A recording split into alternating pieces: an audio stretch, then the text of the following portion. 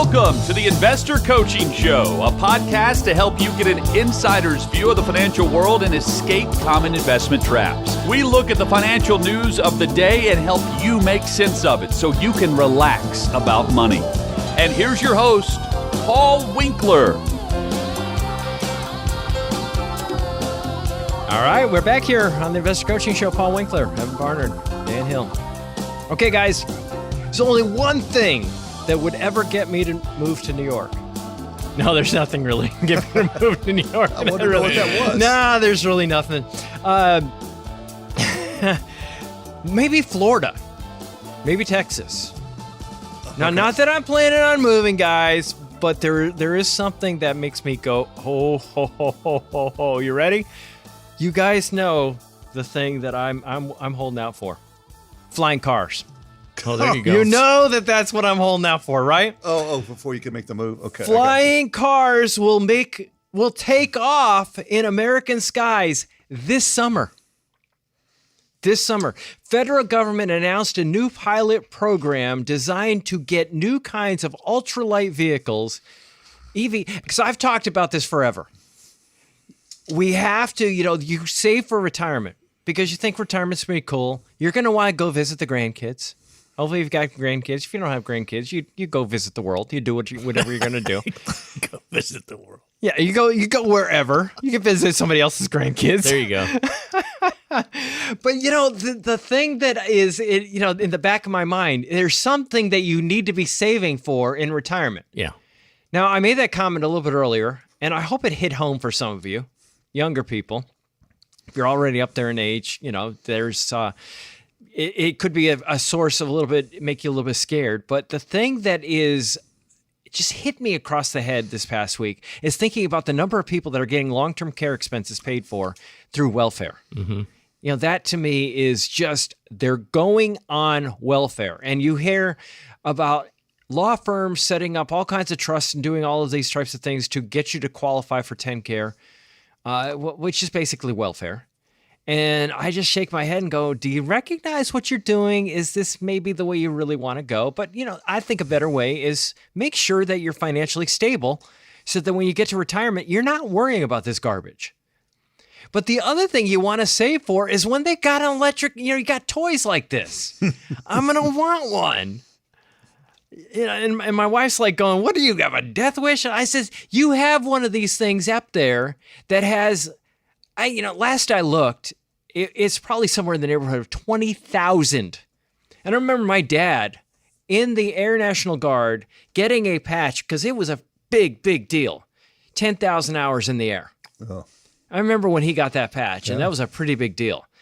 This thing's got like 20,000 hours, no incidents whatsoever. There's so many redundancies built into this, this flying car that they've got. But the federal government's announced this ultralight vehicles, EV TOLs, up and running around the country, even if they're not fully FAA certified.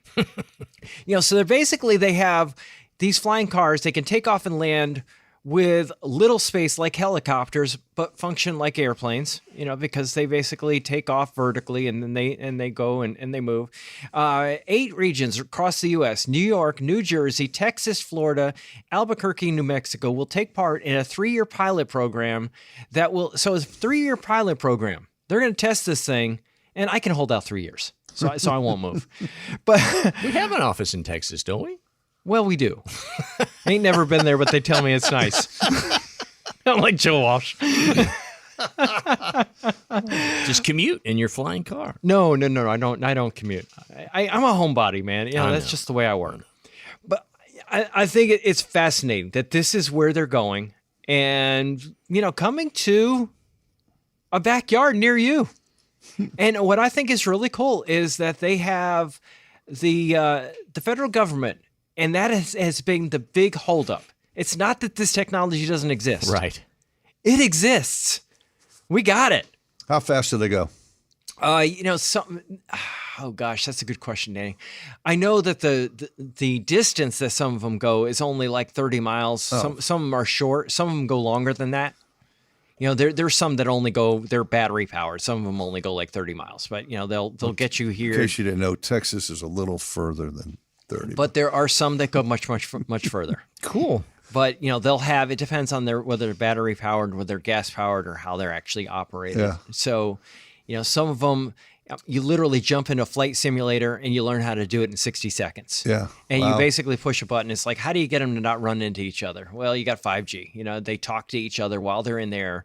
They don't run into each other. You'll probably have them flying over existing our existing roadways, so that you're not flying over somebody's backyard looking down at them in their pool or whatever. This is stuff people worry about, right? Right, I don't right. want somebody flying over my property looking down on me. That's just weird. Well, what was that Bruce Willis movie where there were flying cars? Well, yeah, they're going to be at different altitudes, right? Well, that's how airplanes are. And yeah, but they're going to be talking You're to going each north, other. south, east, Yeah. west. It's like with cars right now. It drives me crazy, but I see the point. Well, if Waymo can handle Nashville traffic, I'm sure that Oh, flying yeah. cars can make it from Franklin. Yeah. I think it's exciting. Yeah, I see that coming. I like it. Yeah, I mean, that is something I think is interesting. Another thing that came across the radar screen: swindlers have stepped up their game with seniors, and this is something to be really, really conscious. They've got high guaranteed returns. I've been talking about that a lot. Yeah. This is something that hit I think it was in the Tennessee, and my wife. No, it's Wall Street Journal. It was Wall Street Journal. Older Americans being earmarked because of their emotional vulnerability and because they're not as digitally savvy as younger generations, is what the John Schwartz, the former FBI and founder of the Center for Combating Elder Financial Abuse, has said.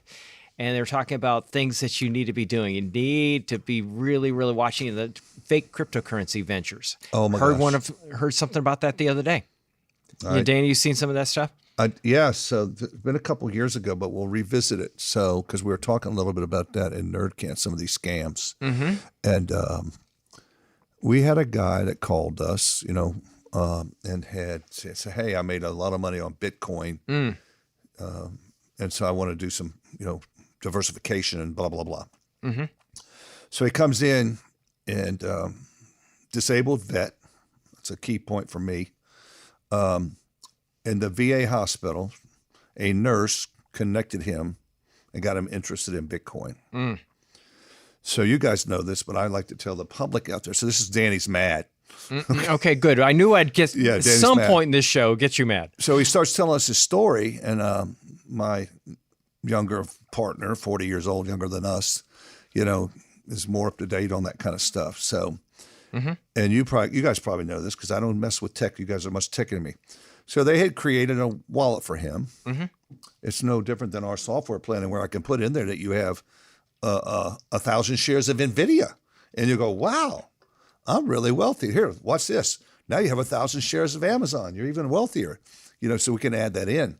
That's what they did with this Bitcoin wallet. They said, hey, give me $5,000, I'll invest it for you. Wow. Show it on his wallet. Hey, give me another $5,000. Give me another $5,000. I think this is kind of what we're talking about, the pig butchering, where they just fatten you up, and then go in for the kill. Mm-hmm. So Appealed to greed. So we and another emotion, like we started the show off talking about how many people make decisions on emotion. And that's why I said the disabled vet, where this nurse preyed upon this guy in the VA hospital. Yeah.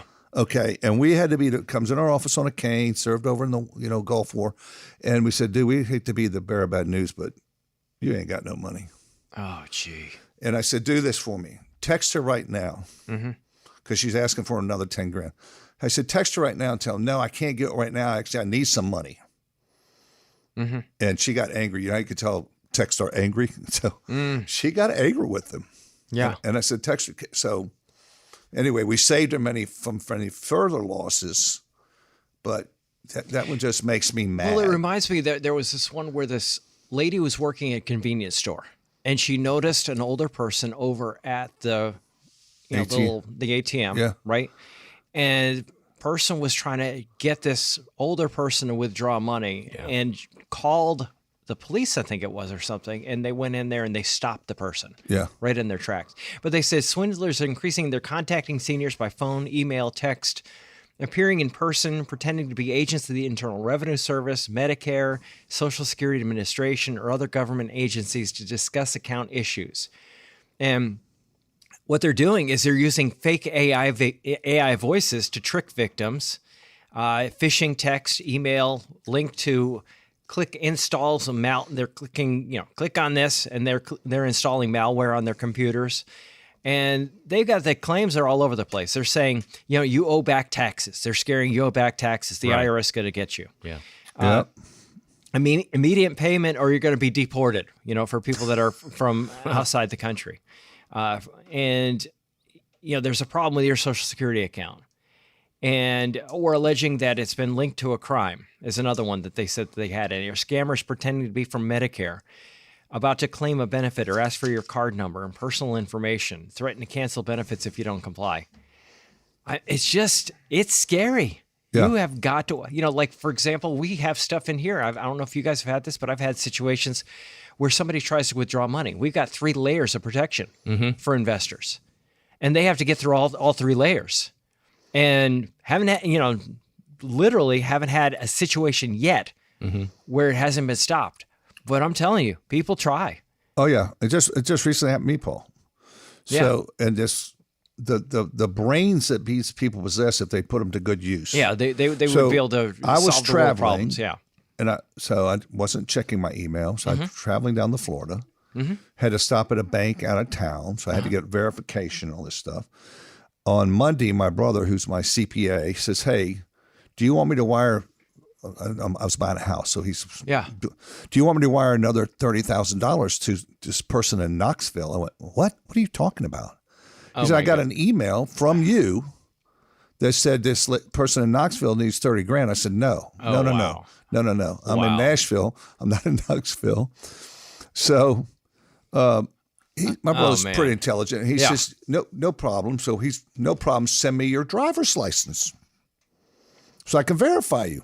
Person sends him a driver's license. My nephew now is all involved in this little conference call. He researches this driver's license, and it was a 4'4" prostitute. This is what the humor comes. No, so we got trying to get swindled by a midget prostitute that from Knoxville. So it was she had got arrested. So that data was in there, right, in the records. Somehow they pulled that, got her picture, sent it license license to my brother going, yeah, this is me.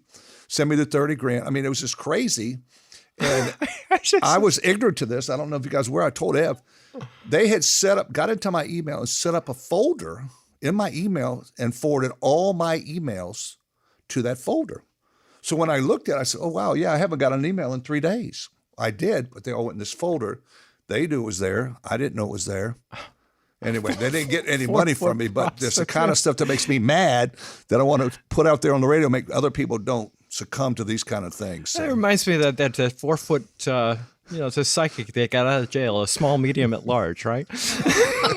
Paul Winkler, listening to the Investor Coaching Show. Paul Winkler, Dan Hill, Evan Barnard. We're going to take a quick break. We'll be right back after this. Hey, just a note to you podcast folks. We just came out with a retirement income guide, and I'm super excited about this. There are all kinds of myths about taking income in retirement. People worry about running out of money, and rightfully so, because a lot of these myths can actually cause that. Now, the myths that you typically hear about, number one, like dividends, living off dividends in retirement, real estate, life insurance as a retirement investment, and annuities, and interest-bearing accounts, and target date funds. There are all kinds of things out there. What I want to do is put something together that walks through why those things are problematic, number one. Number two, the other thing that I wanted to do is walk through the evidence-based research on taking income in retirement. And we got a ton of data going all the way back to 1900. What's the logic behind it? And it's intensely logical. So we put that together, and all you have to do to download that, making it super simple, just go to paulwinkler.com/relax, and you can actually get into that very easily right there. So I would urge you to do that. Check it out, because I think you're going to really like it. paulwinkler.com/relax. All right, we're back here on the Investor Coaching Show. Paul Winkler. PaulWinkler.com is the website. I hadn't said that once this entire show. PaulWinkler.com. That's where you got video, audio. You got PaulWinkler.com? Yes. Medicare workshops. We have Social Security workshops there. You don't even have to go to a stupid steakhouse and get paid get a steak for free, but you end up with some kind of annuity that you don't need. PaulWinkler.com. It's a great website. Have you seen that, Dan? It's a really good. Now, the millionaire video on there, you got to check out. Why aren't we tripping over Wall Street millionaires? It is a brand new video on the front page. Click on that. It gets into, if you look at that and you go, well, why aren't we? Based on historic returns of markets, why we should be rolling. Why is it we're not? I explained it in that video, so check it out. I'm not going to tell them that because you just said earlier we spend all the money we make. So no, I mean people investing. I know what they even if they didn't just spend all that they made and they went and invested, we should be doing much better, but we're not. Why? Let's find these people. I get into it in there. Okay. All right, Evan, go ahead. Well, yeah, you were talking about prediction markets earlier. Yes, and it brought a current story to mind. As a former Marine, we were taught to adapt, improvise, and overcome. I didn't think that was proper terminology. Former Marine is. Ex-Marine is not. Okay, ex-Marine. Okay, I'll make sure I get it right. Yeah. Come on, man. But we're taught to adapt, improvise, and overcome. Mm-hmm. And so it's just kind of beat into us. And that came back to light when I saw a news story that the Department of Justice had arrested a soldier who made $400,000 betting on Maduro's removal on Polymarket. And federal authorities arrested a special operations soldier who was involved in the capture of Venezuelan President Nicolas Maduro for allegedly pocketing more than $400,000 by betting on his removal from office. And so here's one of the guys that's being trained to kidnap Maduro or seize him, whatever I guess not kidnapping. And so he had the wherewithal to say, well, hey, I'm going to bet $33,000 on Polymarket that Maduro's going to get captured. And it was, like 9-1 odds or whatever. And then he makes 400. Well, when you see all this series of bets and somebody makes 400 grand, in this case, it's not the SEC, but somebody's going to start looking at it. It's kind of like if you throw the fight, the mob's going to figure out who threw the fight. Mm-hmm. Right? And so they started investigating this. It prompted scrutiny within the world of prediction markets and resulted in a months-long investigation about whether inside information was used to place the bets. Now, the interesting thing is prediction markets are largely unregulated. They are still kind of the Wild West. So the issue has become, or potentially will become, was he betting using classified information versus something on the investing side that's untoward? Wait a minute. And that brings up just this whole layer of, okay, are intelligence agencies going to start scouring Kalshi and Polymarket and see, people are betting on the Straits of Hormuz. I wonder if we're getting ready, kind of like the pizza index at the Pentagon of pizzas are getting ordered more frequently, so we're probably going to be dropping bombs soon, Yeah. And so it's just another set of data, but who knows how this is going to turn out. I don't think he's going to keep the 400 grand, unfortunately. He might use it for legal bills, but it's an interesting story. I can see where other countries would look at that kind of thing. Yeah. Oh, yeah. Just simply because we know the wisdom of crowds, right? Right. And the idea being, if you've never heard us talk about the wisdom of crowds, it's just literally the general consensus of all informed investors tells us what stocks are worth. And, I remembered where I had the whole thing about the stocks, right? I was talking about why not individual stocks. Oh, uh-huh. Silly me. I forgot that I did a commercial on it this week. Oh. I actually did a commercial. Check this commercial out. I'll just play it real quick because it has some interesting data in it. Check this out. But in space. Set up. All right. Whoops. There we go. I guess This is Paul Winkler. I see a lot of people who buy individual stocks in an effort to set up their own mutual fund. Consider this. Based on a recent ASU study, 55% of U.S. stocks underperform Treasury bills over their lifetime. Typically, over 90% of professionals fail to match market returns with it. 55%. Wow. I thought, isn't that interesting? I mean, you literally have most stocks underperform what Treasury bill. Now, if you don't know what a Treasury bill is, it's where the government borrows money for for under a year. And they pay next to nothing interest rate wise. I mean, historically, the return to Treasury bills is the inflation rate. Right. Pretty close to that. Two-ish. But isn't that something? Wow. Yeah, that's crazy. Did you ever find the piece of information on the companies that accounted for the return? Did you run across that? But I did find this one. I thought this was interesting. So if you look at the MSCI All Country World Index, top country and stock weights. This is December 31st, 2025, so pretty recent data.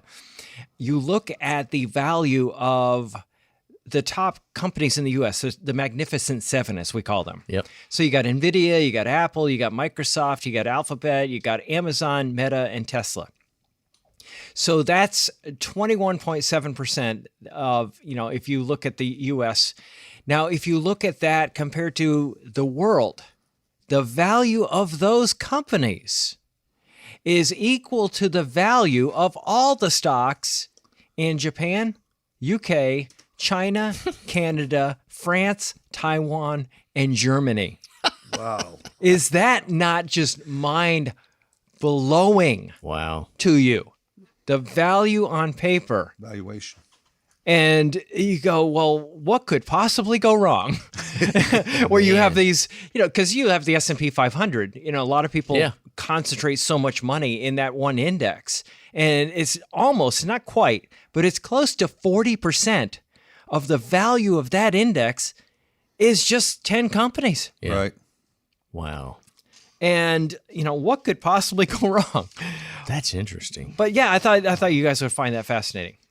Just the data on, what we do as investors and how we get pulled in. And the idea is when we choose companies, people talk about companies, they talk about individual stocks. If you were to ask your friends, hey, name me a stock, they're not going to name you some obscure company. Right. They're going to pull out a, whatever. Right. They're going to talk about Walmart. They're going to talk about Tesla. They're going to talk about Microsoft or whatever. They're going to pull these numbers out because those are the companies that ended up winning. And that's what we do, is so often we are driven by just what happened in the past, but we're driven by what we hear talked about in the news. We hear hey, we didn't think about talking about investing in defense stocks until all of this stuff blew up overseas. Yeah. And by the time that all blows up overseas, those defense stocks have already taken off. They've already done super, super well. So, it's, to me, investing is simple, but it's not easy. Right. Right. It is so hard to kind of control our instincts and our emotions. Danny.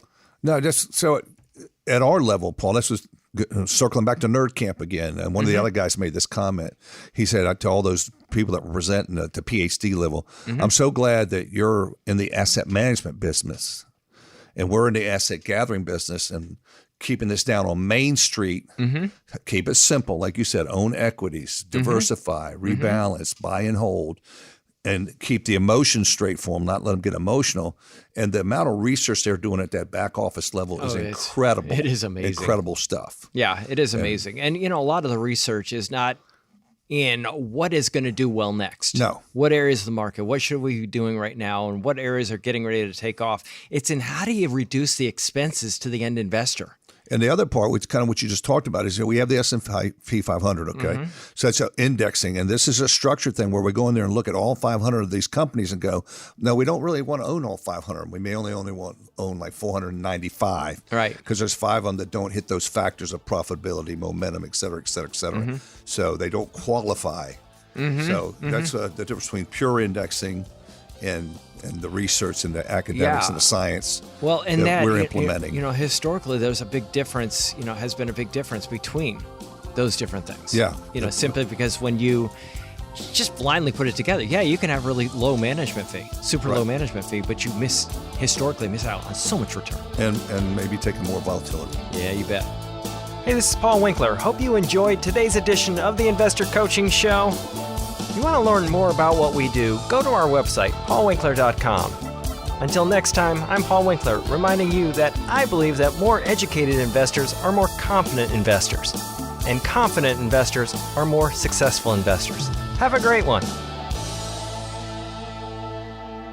Advisory services offered through Paul Winkler, Inc., an SEC-registered investment advisor. The opinions voiced and information provided in this material are for general informational purposes only and not intended to provide specific advice or recommendations for any individual. To determine what investments are appropriate for you, please consult with a financial advisor. Paul Winkler, Inc. does not provide tax or legal advice. Please consult your tax or legal advisor regarding your particular situation.